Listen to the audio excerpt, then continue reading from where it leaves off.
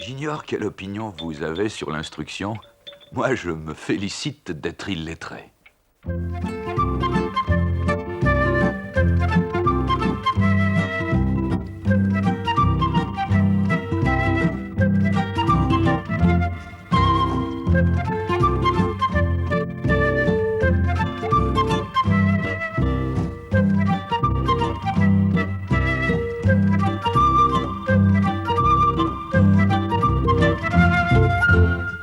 Fin juin dernier, à l'école de Delphine et de Marinette, c'était la distribution des prix.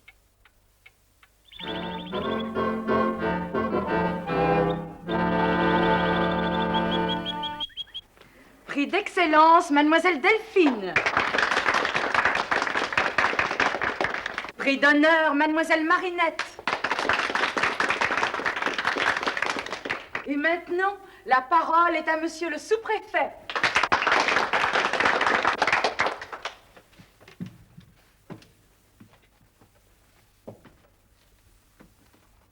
Mes chers enfants, l'instruction est une bonne chose. Et ceux qui n'en ont pas sont bien à plaindre. Heureusement, vous n'êtes pas dans ce cas-là. Par exemple, je vois ici deux petites filles aux cheveux blonds en robe bleue. Elles ont bien travaillé. Aujourd'hui, elles sont récompensées de leur peine. Et tenez, moi qui vous parle, je ne voudrais pas avoir l'air de me vanter. Mais enfin, si je n'avais pas toujours bien appris mes leçons, je n'aurais pas ma position de sous-préfet, ni l'habit d'argent que vous me voyez. Voilà pourquoi il faut bien s'appliquer à l'école et faire comprendre aux ignorants et aux paresseux que l'instruction est indispensable.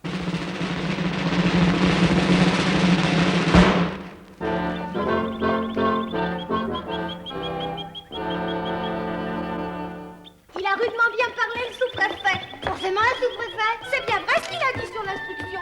Un sous-préfet dit toujours la vérité. Dire que nous allons avoir 2 mois de vacances pendant lesquels nous n'allons rien apprendre. On pourrait peut-être apprendre quelque chose à tous. C'est une idée, mais à qui veux-tu?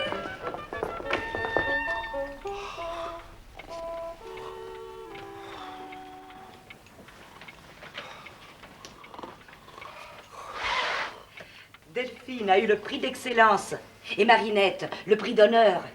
C'est très bien. C'est très bien. Le sous-préfet nous a dit que l'instruction était une bonne chose. Il a eu raison. Nous nous demandons si maman et toi avaient assez d'instructions. Nous en avons bien assez pour notre situation. Si nous vous donnions des leçons pendant les vacances. Et moi, si je te donnais une gifle tout de suite.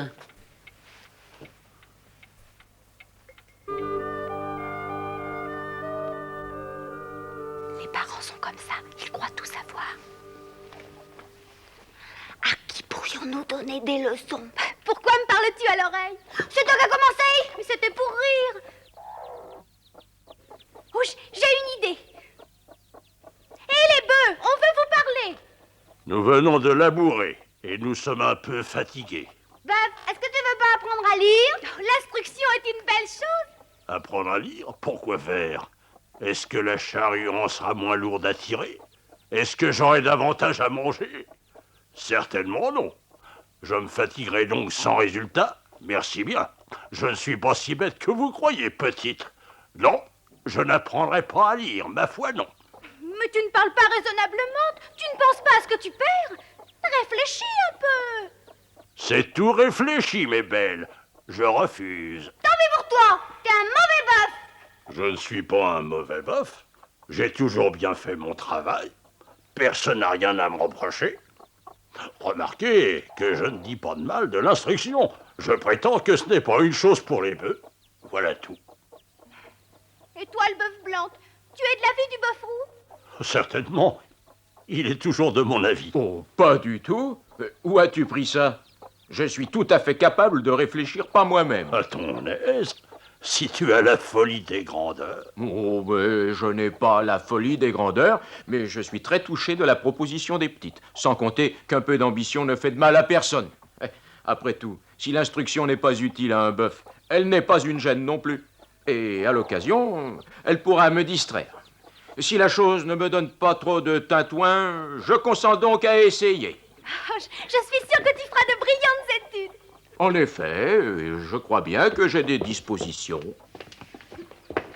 Pour commencer, nous allons chercher un alphabet. Mais dites-moi, petite, est-ce que vous n'avez pas envie d'apprendre à ruminer? Apprendre à ruminer? Pourquoi faire? Vous avez raison. Pourquoi faire?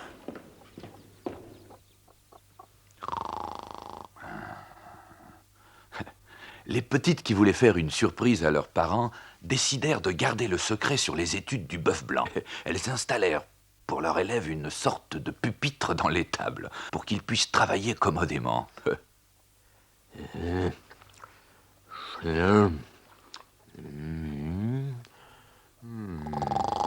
Les débuts furent plus faciles que les petites n'avaient osé l'espérer.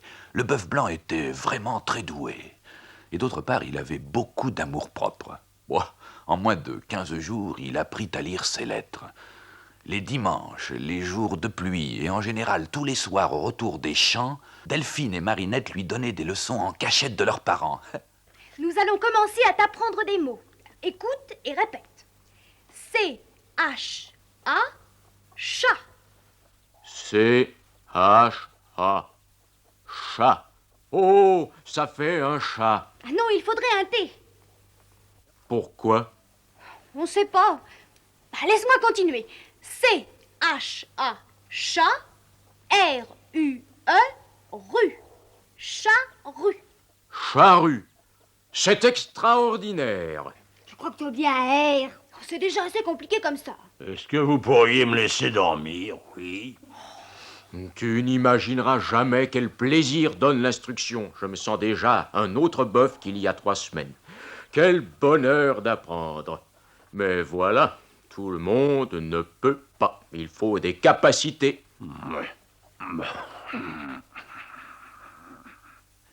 Le voyant si heureux, le bœuf roux en venait parfois à se demander s'il avait été sage de s'obstiner dans son ignorance.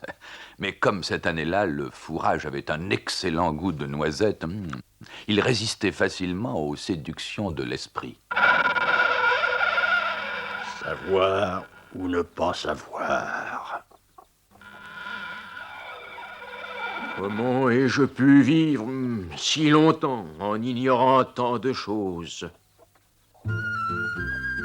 Au bout d'un mois, Delphine et Marinette purent se féliciter de leur initiative. Le bœuf lisait couramment et commençait à savoir compter.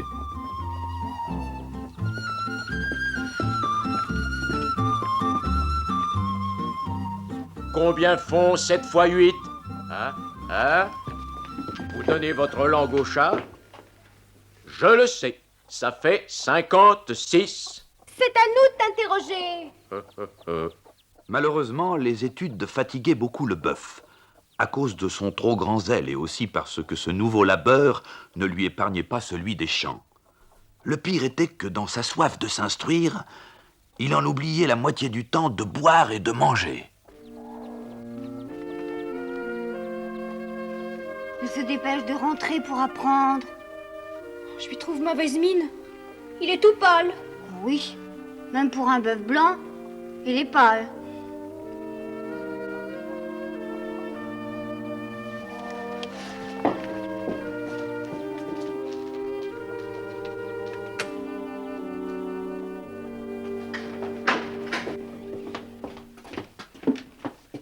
Qu'est-ce que tu apprends? Des poèmes. Bœuf, nous sommes très contents de ton travail. Tu en sais maintenant presque autant que nous, et peut-être plus. Mais tu as mérité de te reposer. Et d'ailleurs, ta santé l'exige. Je me moque de ma santé et ne veux penser qu'à orner mon esprit. Puisque tu ne veux pas te reposer, fais attention à ce que personne ne te voie étudier. Si nos parents te surprenaient... On peut juger par cette recommandation que les 2 blondes n'étaient plus très sûres d'avoir fait œuvre de sagesse. Et en effet, des incidents fâcheux se multiplièrent. Et qu'est-ce que tu fais là, bœuf? Et dans cette position assise? J'admire, assis sous un portail, ce reste de jour dont s'éclaire la dernière heure du travail. Qu'est-ce que tu dis? C'est de Victor Hugo. Je sais pas ce qu'a le bœuf blanc. Il a des airs singuliers. Il vient de me dire du Victor Hugo. Et je crois même que c'était des vers.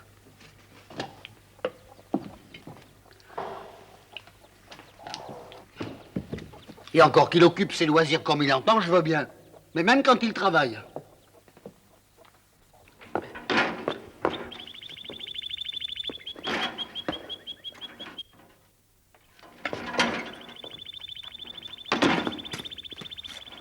Qu'est-ce qu'il y a?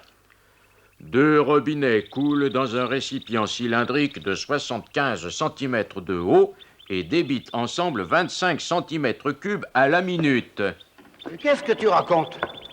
Sachant que l'un des 2 robinets, s'il coulait seul, mettrait 30 minutes à remplir le récipient... C'est pas possible. Tu es malade. Dis-moi ce qui ne va pas. C'est tout de même malheureux. Il n'y a pas moyen de réfléchir en paix. On ne s'appartient pas. On dirait que je n'ai pas d'autre affaire que la charrue.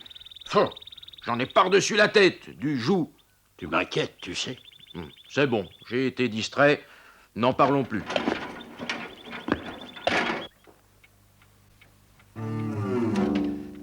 Deux robinets coulent dans un récipient de 75 cm. Il se moque de moi. Ah, c'est pas croyable. Non seulement il fait son travail de travers, mais il répond, comme le pire des effrontés. S'il continue à se rendre insupportable, je vais me voir obligé de le vendre pour la boucherie. Pourquoi faire? Ah, tiens, cette idée, pour le manger, tout simplement. Manger le bœuf blanc? Mais moi, je ne veux pas. Ni moi. On ne mange pas un bœuf parce qu'il est de mauvaise humeur ou parce qu'il est triste. Ah, il faudrait peut-être le consoler. Bien sûr. Dans tous les cas, on n'a pas le droit de le manger. Taisez-vous. De péronnel que vous êtes, ces choses-là ne regardent pas les gamines. Si notre bœuf ne s'amende pas, il sera mangé comme il le mérite.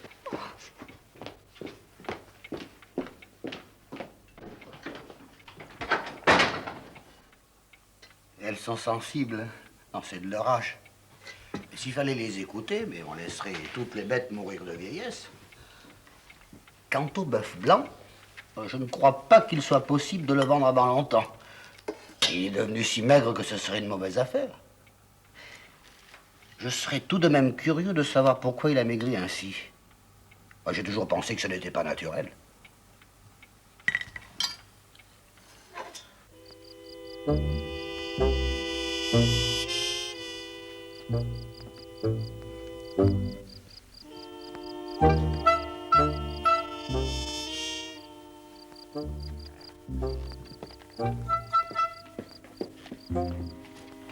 Conjugué avec avoir, le participe passé reste invariable s'il n'a pas d'objet direct. Bœuf, si tu continues à mal tirer la charrue et à répondre de travers, tu vas être vendu.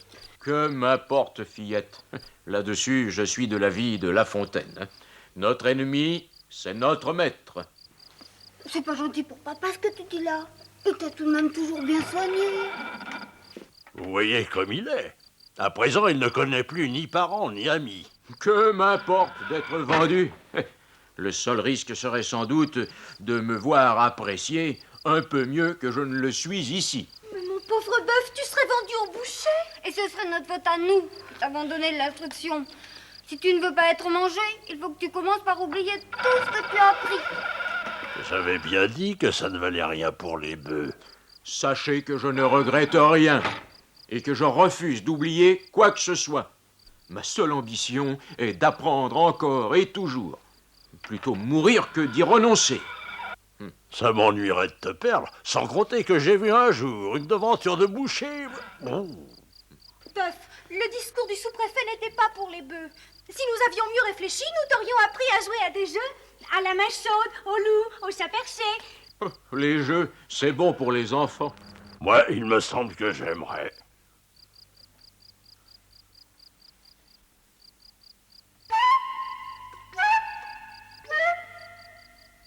Alors les petites, dans l'espoir que le bœuf savant se laisserait tenter par les plaisirs de la tape, du colin-maillard et du chat perché, apprirent ce jeu au grand roux qui s'en amusa beaucoup, et même, plus qu'il n'était raisonnable, à un bœuf de son âge. Oh, ça c'est... Oh là là. Oh, est-ce que je m'amuse? Oh non, mais est-ce que je m'amuse? Je ne comprends pas qu'on puisse à ce point manquer de sérieux et de dignité quand on pense que la surface d'un rectangle s'obtient en multipliant la longueur par la largeur. Oh, mais ça n'a aucune importance. Je n'ai jamais rencontré le rectangle. Si on jouait plutôt un pigeon-vol. Je suis incapable de m'intéresser à des sottises. Mais c'est toi qui as un sot. Un sot savant, mais un sot. Et bientôt, les deux bœufs ne purent plus se supporter et formèrent le plus mauvais attelage qu'on eût jamais vu.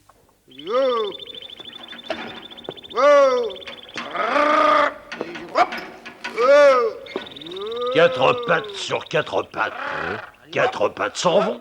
Quatre pattes restent. Qu'est-ce que c'est? Bon, on n'est pas là pour jouer aux devinettes. Allez, hop, hop.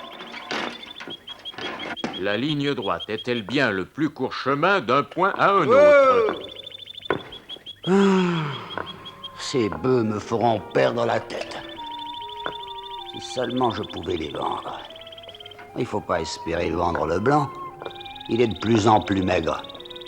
Et d'autre part, si je me débarrasse du grand roux qui est devenu insupportable, qu'est-ce que je ferai d'un seul bœuf? Comme eût dit le bœuf blanc, le problème semblait insoluble. Mais quelques jours après, le maître décida de parler aux bœufs.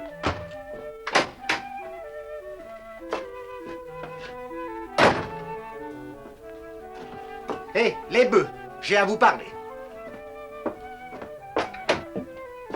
Am, tram, gram, piqué, piqué, collé, gram. Moi, je te conseille de finir tes singeries. Alors, on peut plus jouer maintenant? Je ne te nourris pas pour ça. Quant à toi, bœuf blanc, je t'ordonne de ne plus penser qu'à ton travail. Doucement! J'admets que vous vous adressiez avec cette rudesse à un bœuf ignorant. Ces espèces ne comprennent point d'autre langage. Mais ce n'est pas ainsi que l'on traite un bœuf instruit. Un bœuf instruit.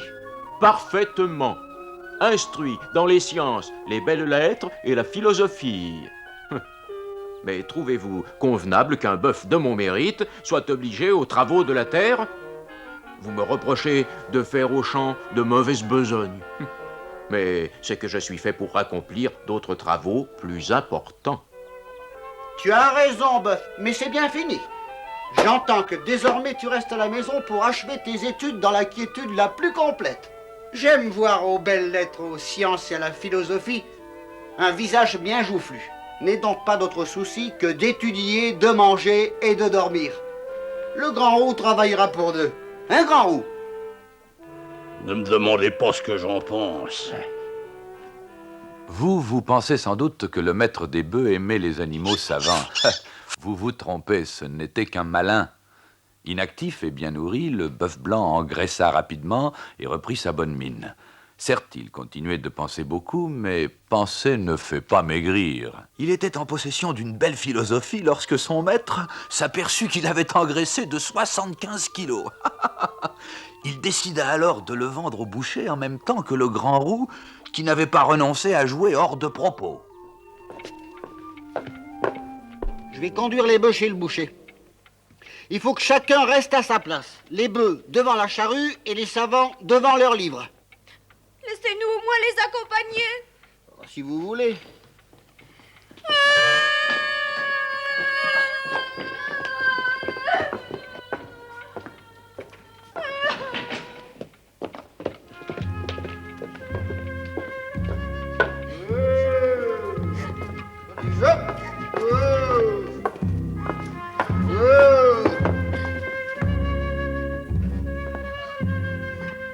La mort n'est rien, disent les philosophes. La mort d'un philosophe, peut-être. Tu entends? On nous joue une marche funèbre. Tu te fais encore des illusions. C'est la musique d'un cirque. Entrez, entrez, entrez! La représentation va commencer. Le grand cirque mondial, mondialement célèbre, a l'honneur de vous présenter les attractions les plus extraordinaires. Le plus grand nain du monde, le le plus petit géant du monde. Une dame qui joue seule au piano à 4 mains. Entrez, entrez, messieurs, dames. Bonjour, monsieur le directeur. Bonjour, mesdemoiselles. Vous voulez 2 places? Non, on voudrait vous vendre 2 bœufs. Si c'est pour mon déjeuner, c'est trop. Entrez, entrez, messieurs, dames. Il y en a un plus savant qu'un ministre. Ça me paraît impossible. Et l'autre connaît plus de jeux que toute une classe de petites filles. Et papa vous les vendra au poids, exactement comme au boucher. Ma foi, l'affaire me paraît intéressante. D'accord. Et le grand cirque mondial a encore l'honneur de vous présenter une paire de bœufs. Une paire de bœufs. Et entrez, entrez, entrez, messieurs, dames. Entrez, entrez. La représentation va commencer. Je vais vous parler du principe d'Archimède. Ensuite, avec mon camarade, nous ferons une partie de pâte chaude.